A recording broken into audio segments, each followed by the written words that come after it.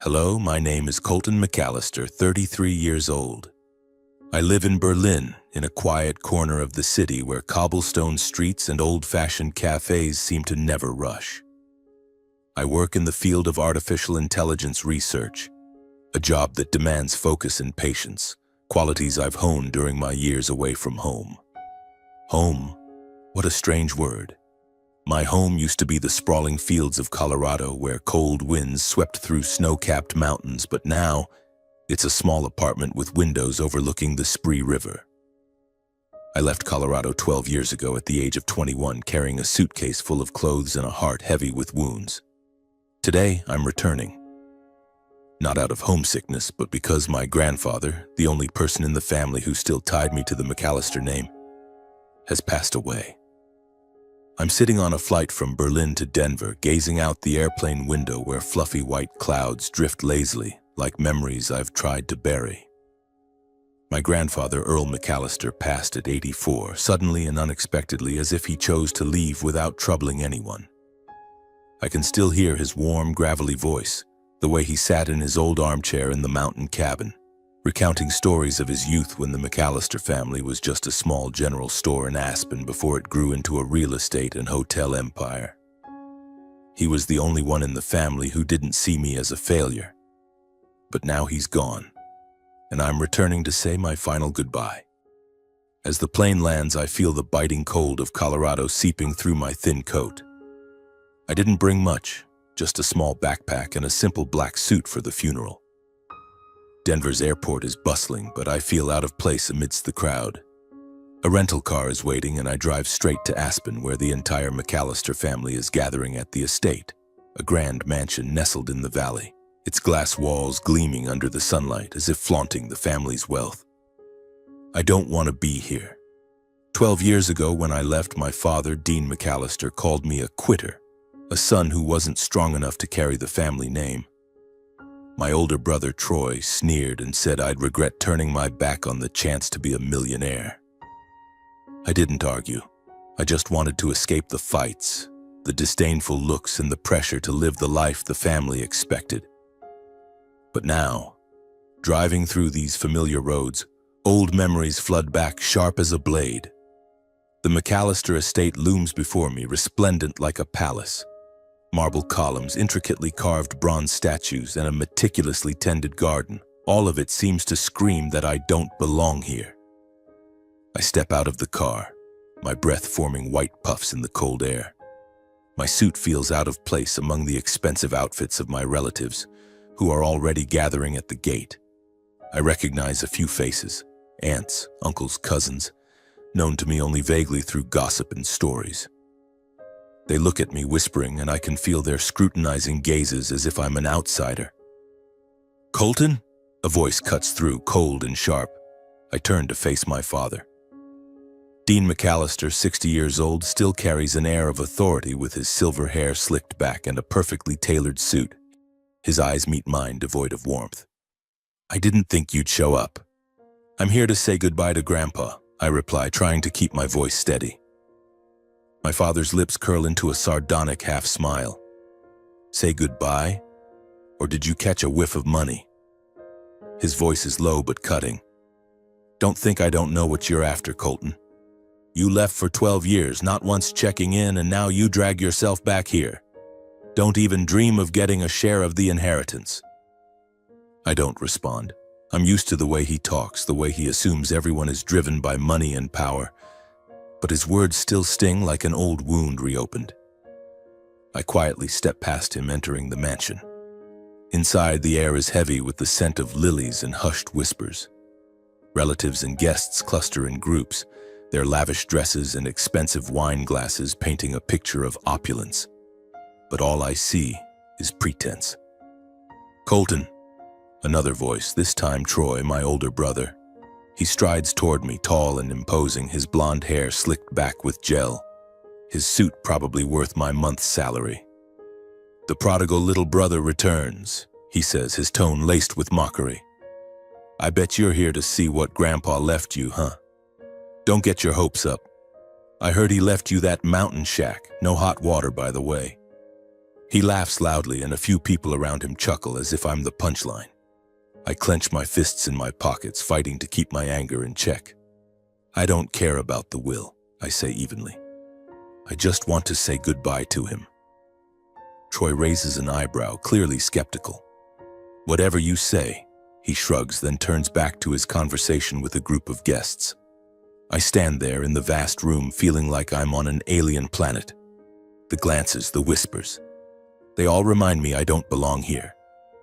The funeral is held the next day in a grand hall adorned with white wreaths and photos of my grandfather. He looks dignified in the large portrait at the center of the room, his bright eyes and gentle smile just as I remember. I sit in the back row trying not to draw attention. My father and Troy stand at the front playing the role of perfect heirs, delivering eulogies about Grandpa that I know are hollow. They talk about the McAllister legacy and his vision, but no one mentions the mornings he spent with me on the cabin porch telling stories of his youth as a poor boy working tirelessly to build a family. When the ceremony ends, I stand before his coffin, placing a white daisy, his favorite flower, on the wooden lid. "Thank you," I whisper, my voice choking. "Thank you for always believing in me." I'm not sure if he hears me, but in that moment I feel like he's still out there somewhere, watching me with the same warm eyes as before. That night, I stay at a small hotel on the outskirts of Aspen, unwilling to remain in the stifling mansion despite my father's invitation, or rather his command. Lying on the bed, staring at the ceiling, my mind is flooded with memories of Grandpa. He was the only one who kept in touch after I left. His handwritten letters sent to Berlin, his brief Christmas calls, and the last time we spoke when he whispered over the phone, his voice frail but cryptic. "Colton, there are things in this family that aren't what they seem. If I'm ever gone, remember the mountain cabin. It'll give you the answers." The mountain cabin, the shack, Troy mocked. I don't know what Grandpa wanted me to find there, but his words echo in my mind like a puzzle waiting to be solved. I close my eyes, trying to push away the growing unease in my chest.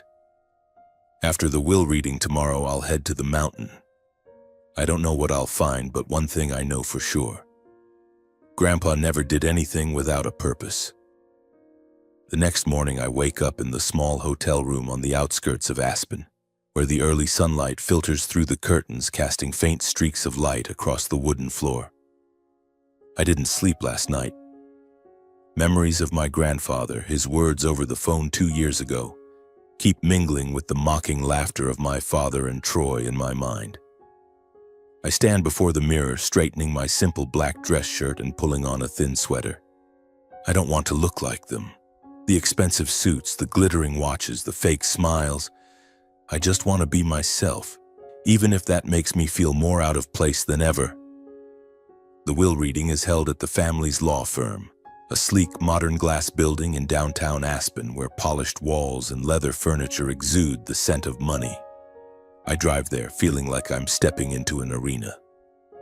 As I push open the heavy glass door, a blast of cold air hits my face, sending a shiver down my spine.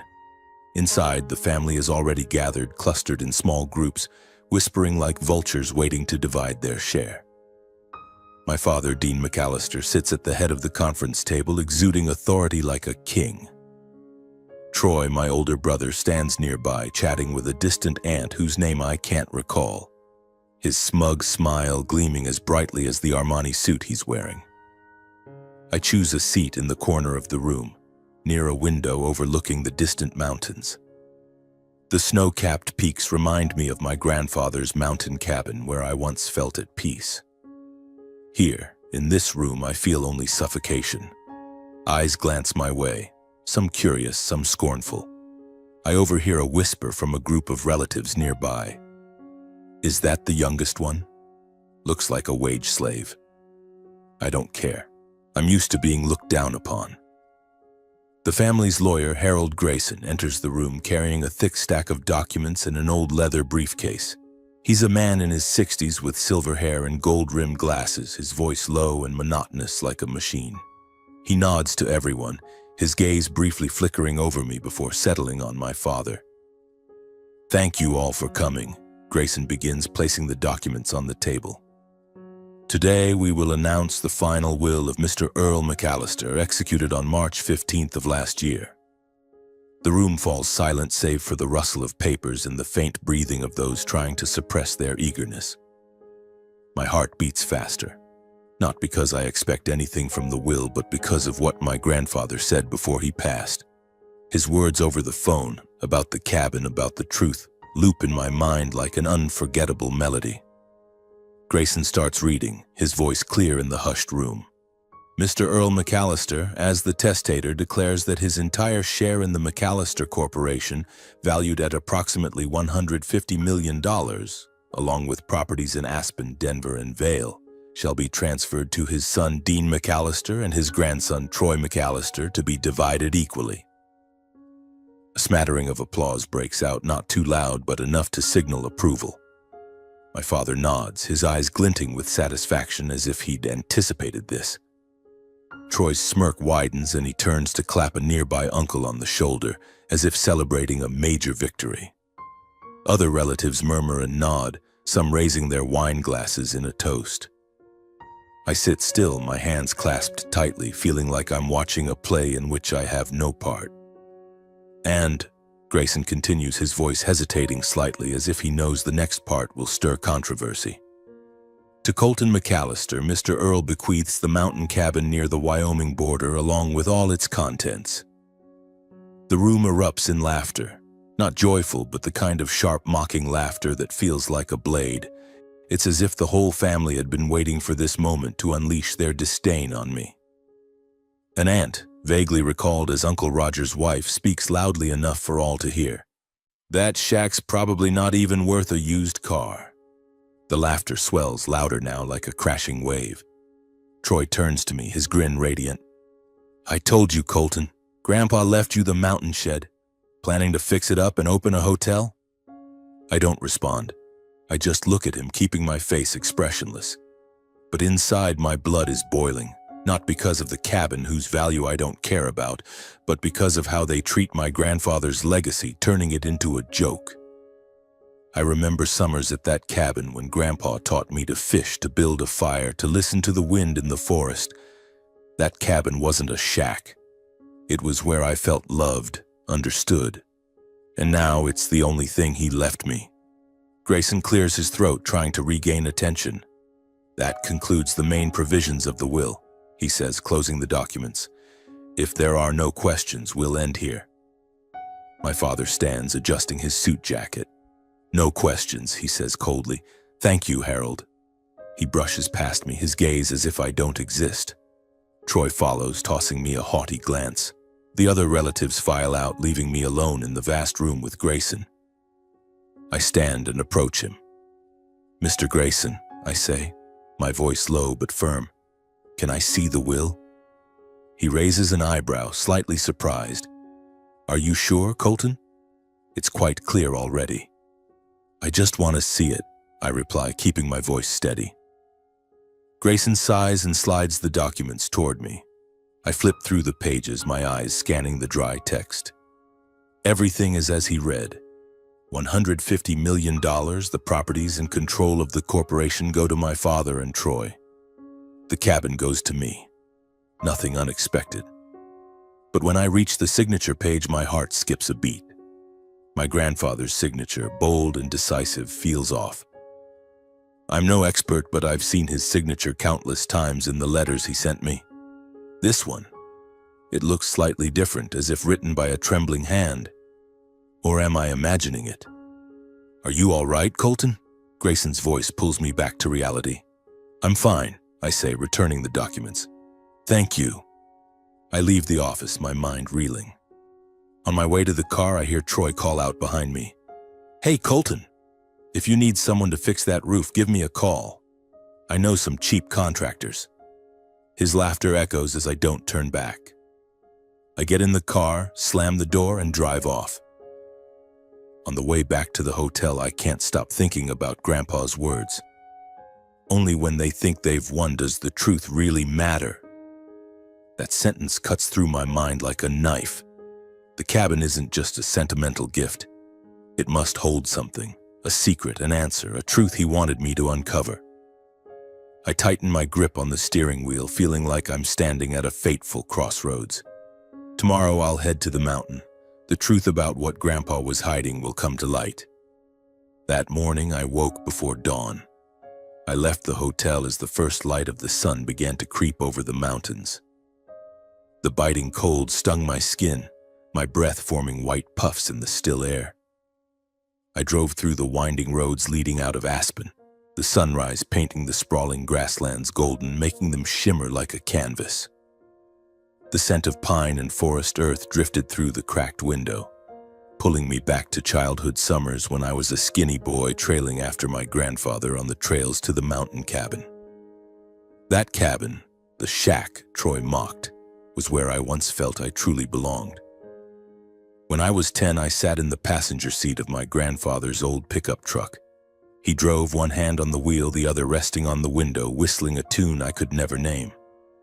"Colton," he once said, his voice low and steady, "a man isn't measured by the money in his pocket, but by what he leaves behind for the world." I nodded, not fully grasping it then, but his eyes, bright, serious, and full of faith in me, made me feel important. Unlike my father, who always looked at me with disappointment, or Troy, who saw me as a rival to be crushed. The cabin lies deep in a sparse forest near the Wyoming border, where towering pines block the sun, casting dappled patterns of light and shadow on the ground. It's not a grand house, just a simple log structure with a weathered shingle roof, a small front porch, and a few worn-out armchairs. But to me, it was paradise. Every summer my grandfather brought me there, just the two of us. No father, no Troy, no arguments about money or power. There I could be myself, a boy who loved reading books, sketching birds in the sky, and listening to Grandpa's stories. Once he took me fishing at a nearby stream. I clumsily dropped my rod into the water, and the biggest fish we'd ever seen got away. I cried, not for the fish, but because I thought I'd let him down. But he just laughed and ruffled my hair. "Colton," he said, "failure isn't losing a fish.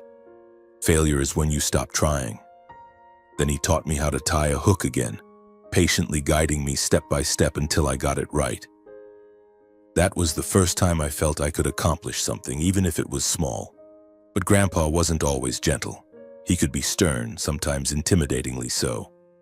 Once I tried climbing a tall pine to reach a bird's nest, ignoring his warning. I fell, scraping myself raw, and he didn't speak to me for the rest of the afternoon. That evening, he sat beside me on the porch, handing me a mug of hot cocoa. "Do you know why I didn't want you climbing that tree?" he asked. I shook my head, still scared. "Because I don't want to lose you, Colton. This family has lost too much to mistakes. I don't want you to be one of them." His words stuck with me, though I didn't fully understand them then. Now, as I drive the winding trails up the mountain, the sunrise filtering through the trees, I wonder what mistakes he meant. Grandpa never shared details, but I always sensed a shadow in his voice, as if he carried a burden no one else knew. I know the McAllister family isn't just a business empire. There are secrets, hidden corners that Grandpa kept locked away. And now, with him gone, I feel like I'm walking a tightrope toward a truth I'm not sure I'm ready to face. The road up the mountain narrows, flanked by towering pines standing like sentinels. The sunrise fades as I venture deeper into the forest where the canopy blocks the light. I stop at a small gas station where an elderly man sits behind the counter reading a newspaper. He looks up, eyeing me curiously. "Where are you headed so early?" he asks, his voice raspy. "Up the mountain," I reply, paying for a can of water and some energy bars. "The cabin near the Wyoming border." He raises an eyebrow. "Earl McAllister's place? Haven't seen anyone up there in a while. Watch yourself. Roads are slick this season." I nod, thank him, and return to the car. I turn onto the trail leading to the cabin, the tires crunching over gravel. The faint morning light pierces the canopy, illuminating the cabin as it comes into view. A dark, quiet silhouette in the forest. It looks smaller than I remember, the roof sagging slightly, some wooden planks peeling. I park, turn off the engine, and sit in the dim morning light, listening to the chirping birds and the wind rustling through the trees. My heart pounds, not from fear, but from the sense that I'm standing before a door to the past and the future. I step out of the car, my breath forming white clouds in the cold air. The backpack on my shoulder holds a few essentials: a flashlight, a small knife, and a notebook I always carry for jotting down thoughts. The cabin's wooden door creaks as I push it open. Inside, the smell of old wood and dust hits me. I switch on the flashlight, its beam revealing familiar objects. The wooden table where Grandpa used to write letters, the frayed armchair where I once fell asleep, and a crooked landscape painting on the wall. Standing in the middle of the room, it feels like time has stood still. Everything is as it was when I left, yet something feels different. An eerie sensation, as if the cabin has been waiting for me. I recall the times Grandpa brought me here, showing me how to check the plumbing, how to fix a leaky pipe. A man has to know how to take care of himself, he used to say. And now, I wonder if he was preparing me for this moment, the moment I'd have to face the truth he kept hidden. The soft light of dawn filtered through the gaps in the tattered window curtains, casting a faint glow on the dusty wooden floor. The cabin looked desolate, like an old friend long forgotten. The wooden walls were peeling, cobwebs draped the corners of the ceiling, and a faint, musty smell hung in the air. But when I flipped the light switch, the ceiling bulb clicked and flickered to life, weak but steady. I turned on the kitchen faucet, and cold water flowed smoothly without a single drip. Grandpa had kept this place functional, despite no one visiting for months. That only strengthened my conviction that he had prepared everything for this day. I walked around the small living room, the flashlight beam sweeping across every corner. Everything was familiar. The wooden table where Grandpa used to write letters, the frayed armchair where I once dozed off, and the landscape painting on the wall, slightly crooked as if trying to catch my attention. I paused before the painting, a memory flashing back. 10 years ago, while helping Grandpa clean, he had carefully taken it down, wiped the wooden frame, and hung it back up. "Keep it safe," he said, his voice serious. At the time, I thought he just cherished the painting.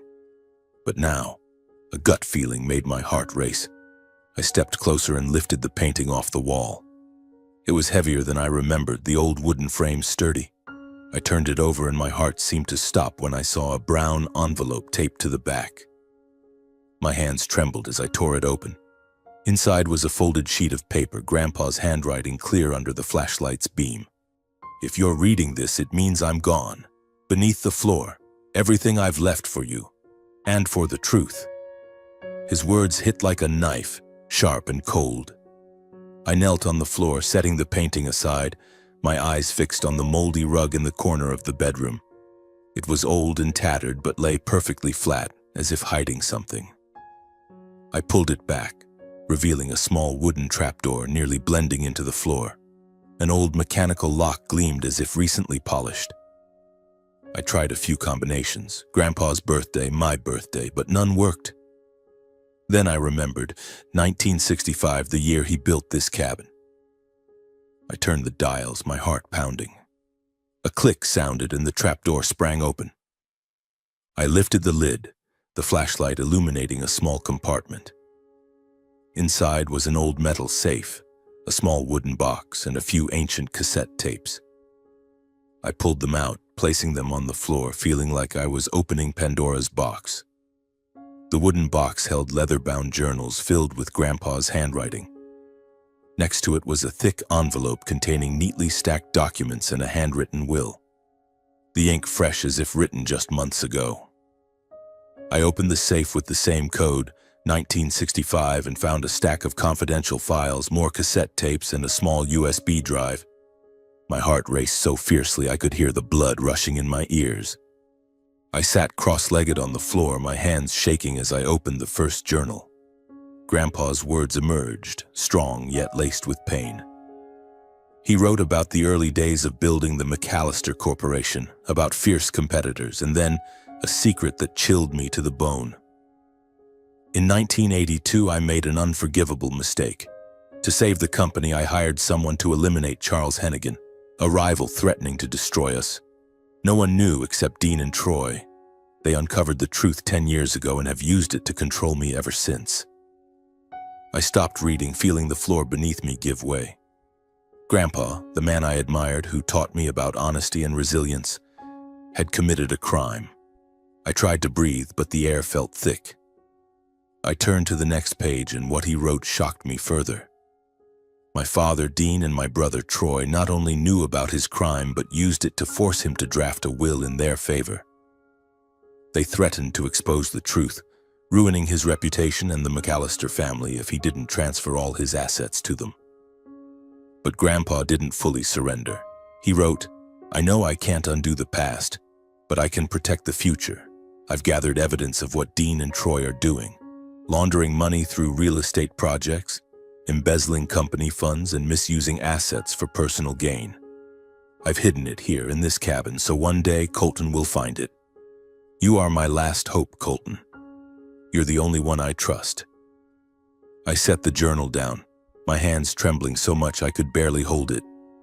I opened the confidential files revealing detailed documents, forged contracts, manipulated accounting ledgers, and printed emails showing my father and Troy funneling millions into offshore accounts. There were memos about secret meetings with shady partners I'd never heard of.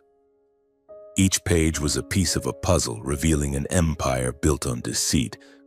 I picked up a cassette tape labeled Recording 3/2024. I found an old cassette player in the corner, dusty but functional. When I pressed play, my father's voice came through, cold and sharp. "You're old, Dad. Don't fight us. If you don't sign the new will, we'll make sure the world knows how you killed Hennigan." Troy's voice cut in, mocking.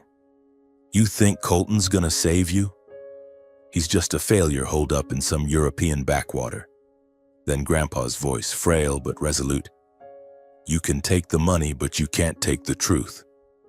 The tape stopped and the room fell silent. I sat there, feeling like the world was crumbling. Grandpa had spent his final years under duress, manipulated by his own son and grandson. But he didn't give up. He quietly gathered evidence, not just to atone for his crime, but to protect me, the one he believed would do the right thing. I opened the handwritten will dated 7 months ago. His handwriting was shaky, but his intent was clear. "I, Earl McAllister, declare that all my assets, including my shares in the McAllister Corporation and all properties, shall be transferred to my grandson, Colton McAllister. This is my final wish, superseding all prior wills." Below was his signature, but it wasn't notarized. He hadn't had time to finalize it before he passed. I sat in the cold cabin, clutching the journal tightly. I felt angry, heartbroken and proud all at once. Angry at what my father and Troy had done to Grandpa. Heartbroken over the crime he committed, whatever the reason. And proud that he chose me, even though I never thought I was worthy. I looked out the window where the dawn now shone brightly, glinting off the dew-covered pines. I knew I stood at a crossroads. Stay silent to protect Grandpa's last shred of reputation, or expose the truth and tear down the family's mask. I stuffed the documents, tapes, and will into my backpack, locked the safe, and stood up. The cabin suddenly felt alive, as if whispering, "You found it. Now what will you do?" I didn't have an answer yet. But I knew one thing. From this moment, there was no turning back. What I found beneath the trapdoor, the journals, confidential files, cassette tapes, and handwritten will, wasn't just Grandpa's legacy. It was a bomb, powerful enough to demolish the McAllister empire and everything my family built over decades. But it was also a curse, forcing me to face a choice I was never prepared for. Stay silent to preserve Grandpa's final reputation, or reveal the truth and rip away the hypocrisy of my father and Troy. I left the cabin, closing the door behind me, the creak of the hinges echoing like a reminder of the place's age. I got into the car, placed the backpack on the passenger seat, and sat there, staring through the windshield. The pine trees stood tall in the early light, silent witnesses to the secret I had just uncovered. I started the engine but didn't drive off immediately.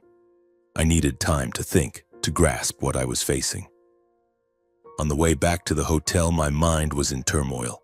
Images of Grandpa flashed vividly, his gentle smile, sharp eyes, and warm voice as he told stories by the fireplace. He was the man I respected most, the only one in the family who believed in me. But he was also the man who committed an unforgivable crime, orchestrating the elimination of a business rival to save the company. I tried to picture him in those days, a younger Earl McAllister, backed into a corner, forced to make a horrific decision. I couldn't justify his actions, but I couldn't help feeling heartbroken knowing he spent his final years under the coercion of his own son and grandson. My father, Dean, and my brother, Troy. They not only knew about Grandpa's crime, but used it to manipulate him, forcing him to draft a will that gave them everything. What disgusted me even more were their current crimes: money laundering, embezzlement, and misusing company assets. The documents in my backpack were undeniable proof: forged contracts, manipulated ledgers, emails with shady partners. I could picture Troy's smug grin as he mocked me at the will reading, or my father's cold stare when he told me not to dream of a share of the inheritance. They thought they'd won, that I was just a failure not worth their attention. But now, I held the power to destroy them. I pulled over on a quiet road, turned off the engine, and closed my eyes. The biggest question echoed in my mind: what should I do? Part of me wanted to tear it all down, take this evidence to the authorities, let the FBI or IRS expose my father and Troy's true faces. They deserved to pay for what they did to Grandpa, to the company, and to our family. But another part of me hesitated. If I revealed the truth, it wouldn't just bring down my father and Troy. Grandpa's reputation, the man who built the McAllister empire from nothing, would be tarnished. His crime, though decades old, would be dredged up fodder for the press and public. He'd be remembered as a killer, not the kind grandfather who taught me to fish and build a fire. I opened my eyes, glancing at the backpack. Grandpa's handwritten will was inside, its shaky script filled with determination. He wanted me to be his heir, not for the money, but because he believed I'd do the right thing. But what was the right thing? I thought of his words. The truth is always worth it, no matter how much it hurts. But was this truth worth sacrificing his honor? Worth destroying the family? I drove back to the hotel, my mind a mess. That night I didn't sleep. I spread the documents across the table, rereading every journal page, replaying every tape. I thought about my mother, who left the family when I was young. She couldn't bear the pressure of being a McAllister, the power struggles, the pretense. Before she left, she told me, "Colton, don't let them turn you into someone you don't want to be." I'd followed her advice, leaving Colorado for a simple life in Berlin. But now I was being pulled back, caught between loyalty to my family and loyalty to myself.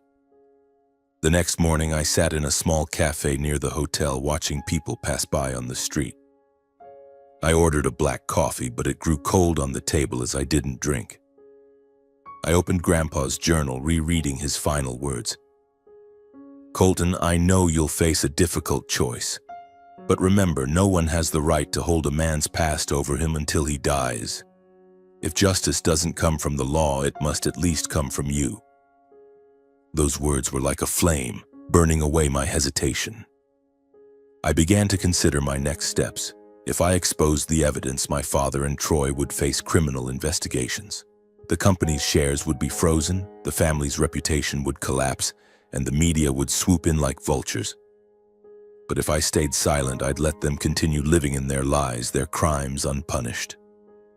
I thought of Grandpa, who lived his final years in torment, manipulated.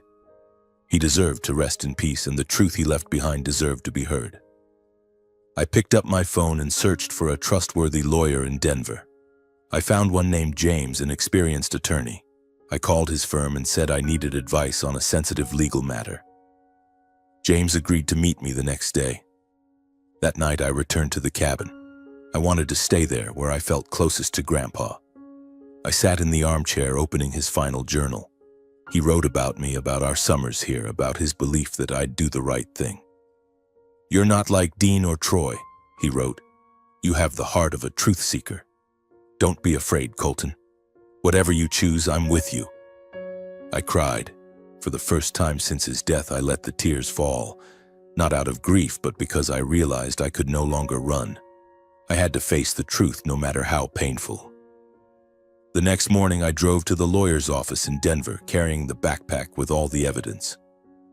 James was a man with salt and pepper hair and sharp eyes. I told him everything about the will, Grandpa's crime, and what my father and Troy had done. James listened without interrupting, taking careful notes. When I handed him the documents and tapes, he looked at me, his voice serious. "Colton, are you sure about this? Once we send these to the authorities, there's no going back." "I'm sure," I replied, my voice steadier than I expected. "This is what Grandpa wanted, and it's what I have to do." James nodded, promising to contact his connections at the FBI and IRS. He said it would take time to prepare a case, but the evidence was strong enough to launch a criminal investigation. I left his office feeling like a weight had been lifted, but also like I was stepping into a storm. I drove away from Denver, the afternoon sun streaming through the windshield, making me squint. The road back to Aspen felt familiar yet alien, as if I were no longer the Colton McAllister who left 12 years ago. In the backpack on the passenger seat, the documents, cassette tapes, and Grandpa's handwritten will seemed to whisper, reminding me that I had set something in motion that couldn't be stopped. I had chosen the path of truth, but I knew the cost would be steep. Not just for my father and Troy, but for the entire McAllister family, and perhaps for me. 2 weeks later, James called. His voice over the phone was calm, but carried an urgency he couldn't hide. "Colton, we've filed the case with the federal court. I've contacted a friend at the FBI, and they're launching a criminal investigation into your father and brother. The evidence you provided, especially the tapes and accounting records, is irrefutable. They'll soon summon Dean and Troy for questioning." I sat on a chair in the small hotel room, gripping the phone tightly. "What about the handwritten will?" I asked. James sighed. "It's more complicated. Since it's not notarized, it doesn't have immediate legal standing. But we'll use it to prove the official will was coerced. The recordings of your father and brother's threats are key. If the court accepts, the handwritten will could be recognized as your grandfather's true intent." I nodded, though he couldn't see. "Thank you, James. Do what needs to be done." A few days later, news of the lawsuit began to leak. An article in the Denver Post was headlined, "McAllister Empire Crumbles, Allegations of Money Laundering and Coerced Will." I wasn't surprised the media jumped on it so quickly. The McAllister family was an icon in Colorado, and any crack in our polished facade was prime fodder for the press. The article didn't mention my name, but I knew it wouldn't be long before they discovered I was behind the lawsuit. The McAllister Corporation's shares were frozen soon after the FBI opened its investigation. Business partners began pulling out, major contracts stalled, and the company's stock plummeted on the exchange. I read angry tweets on X where people called my family hypocrites and greedy crooks. Part of me wanted to flee back to Berlin to hide in my small apartment and forget everything, but I couldn't. I had gone too far to turn back. A week later, I got a call from my father. His voice over the phone lacked its usual cold arrogance. Instead, it was tinged with panic. "Colton, we need to talk. Now. At the estate. The whole family will be there." I knew this meeting was inevitable. I drove to the McAllister estate where I had last been for Grandpa's funeral. This time, there were no lilies or hollow eulogies. The air in the mansion was heavy, as if the entire building was bracing for the coming storm. As I entered the grand living room, all eyes turned to me. Aunts, uncles, cousins, and others I vaguely recognized from long-ago lavish parties. My father sat at the head of the table, his hair disheveled, his eyes bloodshot. Troy leaned against the wall, arms crossed, his gaze sharp as a blade. "Sit down, Colton," my father said, his voice trembling, stripped of its usual authority. I pulled out a chair and sat, keeping my face calm despite my racing heart. "What is this, Colton?" Troy spoke first, his voice a growl. "Who do you think you are, trying to tear down the family? You think you can destroy everything over some pathetic will?" "It's not a pathetic will," I replied evenly. "It's Grandpa's final wish. And what you've done, forcing him to sign the will, laundering money, embezzling, you can't hide it forever." My father slammed the table, making the wine glass in front of him rattle. "Are you trying to kill us all?" he shouted, his voice breaking. "Do you know what this will do? The company is collapsing. We'll lose everything, our wealth, our reputation, everything." "Why are you doing this, Colton? Out of hatred? Jealousy?" I looked straight into his eyes, feeling like I was staring at a stranger. "No," I said firmly. "I'm doing this for Grandpa, because he wanted the truth to come out. I'm doing this to return the truth to where it belongs." The room fell silent. An aunt, the one who mocked me at the will reading, spoke up, her voice trembling. "Colton, you can't do this. If you go through with it, the family will be ruined. Do you want us all on the streets?" I shook my head. "I don't want anyone on the streets, but I can't let what Grandpa left behind be buried. You forced him, threatened him, and now you have to take responsibility." Troy stepped forward, pointing at my face. "You think you're some saint? You're just a failure living in some European dump knowing nothing about this family. You have no right to judge us." "I'm not judging," I said, standing to meet his gaze. "I'm doing what Grandpa wanted. If you think money and power can hide the truth, you're wrong." I left the estate, ignoring the whispers and angry glares. On the drive back to the hotel, my phone buzzed incessantly. Texts from family members, some I hadn't spoken to in years. Some begged me to drop the lawsuit, others threatened me. I turned off the phone, feeling like I was walking a path with no way out. 4 days later, the first court hearing took place. James presented the case in federal court, submitting evidence that the official will was coerced. The tapes were played publicly, my father and Troy's voices echoing through the courtroom, stunning the audience. The judge ordered a temporary freeze on all McAllister Corporation assets to aid the investigation. My father and Troy were summoned for questioning, and the FBI began searching the company's Denver offices. The media exploded. Every day a new article appeared, digging into the McAllister family's details.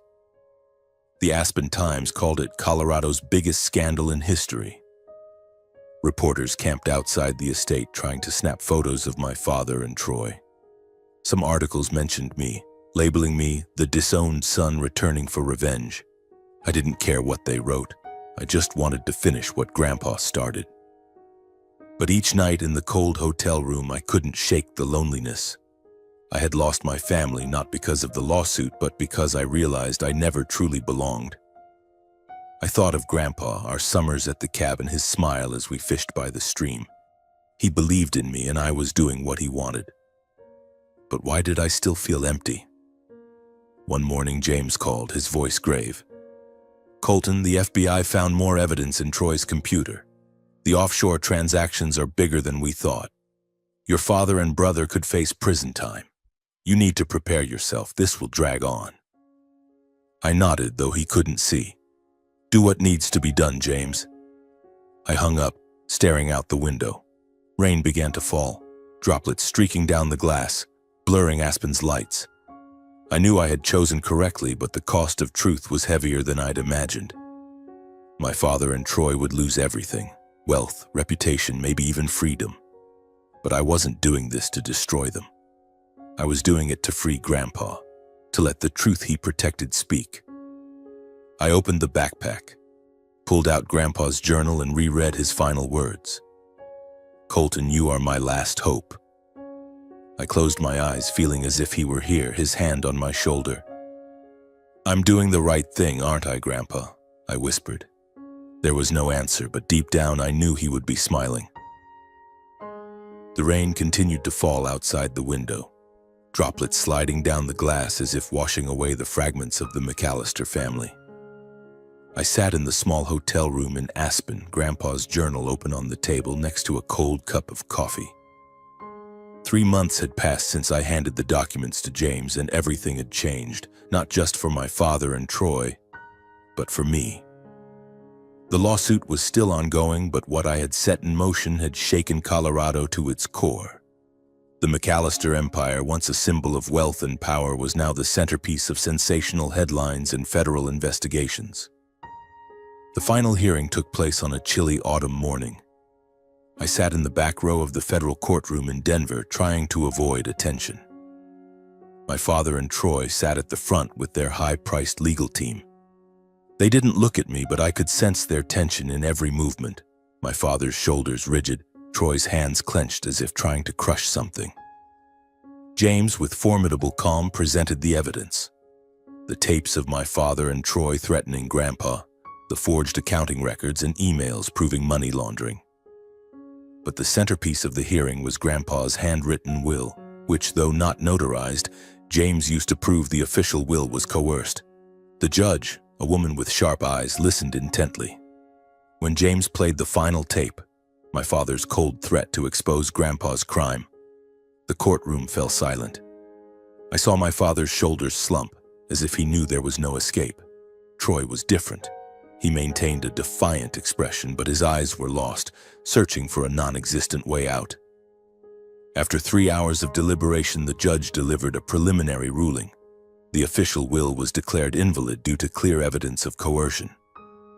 Grandpa's handwritten will was recognized as his true intent, and I, Colton McAllister, was confirmed as the legal heir to his entire estate, including shares in the McAllister Corporation and all properties. The company's shares remained frozen while the FBI continued investigating my father and Troy for criminal charges, money laundering, embezzlement, and misuse of company assets. The judge ordered them not to leave Colorado until a final ruling. As I left the courtroom, I felt eyes on me, not just from lawyers and reporters, but from strangers outside. Some whispered, some snapped photos. I heard someone call me a family traitor, but I didn't care. I had done what Grandpa wanted. I had returned the truth to its rightful place. But this victory didn't bring the joy I expected. Driving back to Aspen, my mind was heavy. I thought of my father, his desperate look in the courtroom. I thought of Troy, once my brother, now a stranger. I thought of my mother, who left to escape this family's pretense. And above all, I thought of Grandpa, who placed his final trust in me, knowing the truth he left could destroy everything. I decided to return to the cabin one last time before leaving Colorado. When I pushed open the door, the smell of old wood and dust hit me, but this time, the cabin no longer felt mysterious.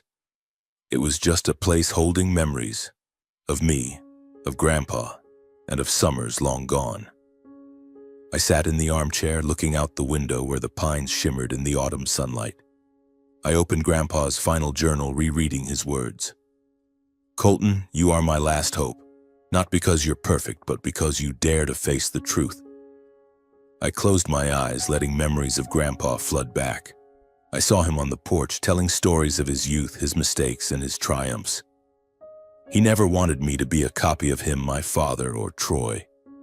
He wanted me to be myself, a man who lived for the truth no matter the cost.